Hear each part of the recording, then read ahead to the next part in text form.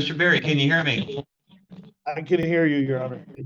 Sir, are you Mr. Murphy? Are you Mr. Murphy? Yes, sir. All right, calling case number 26-19254, State of Michigan versus Murphy.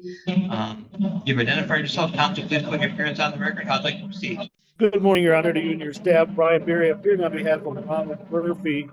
We'll waive reading of the complaint and stand mute to the charges. Yeah, I hear it. That's awesome. All right, can you hear me now, Mr. Murphy? Yes, sir.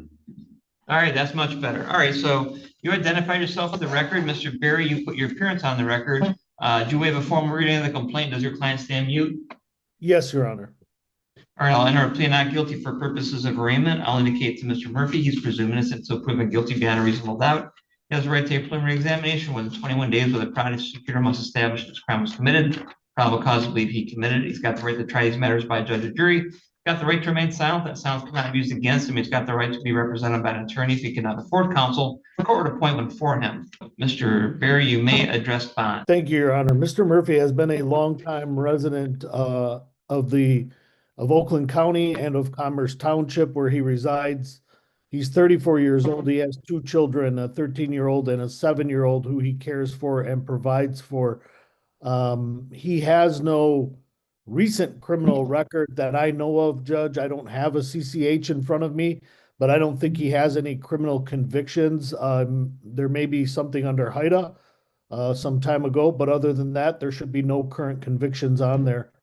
He's been together with his wife for approximately 18 years and been married for 11. He's self-employed, runs his own company. He has a construction company, which during this time that he had been arrested, we had made arrangements for him to get his payroll covered. So he's not a flight risk. He will appear to all court hearings. As you can see, he's retained counsel. We respectfully ask the court to set a personal bond, and if not, a low bond, and whatever precautions the court needs to take is fine. I would just ask the court that if he is not to return to that address, that the court allow a civil standby so he can retrieve personal items and also his work tools and equipment.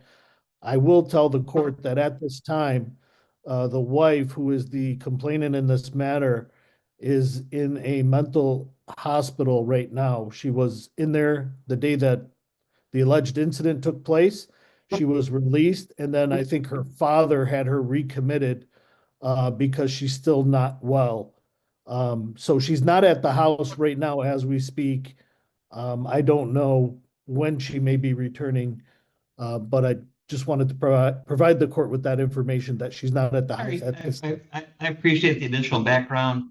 Yeah, the court does note that Mr. Murphy has retained counsel, taking a look at, he doesn't really have much of a record. The court is concerned that there are firearms involved here, so I think I'm gonna have probably one or two unusual conditions, but I'm gonna set the bond at $25,000 personal with the condition of Mr. Murphy not having any contact with now may return one time with the police escort to retrieve any items he may need.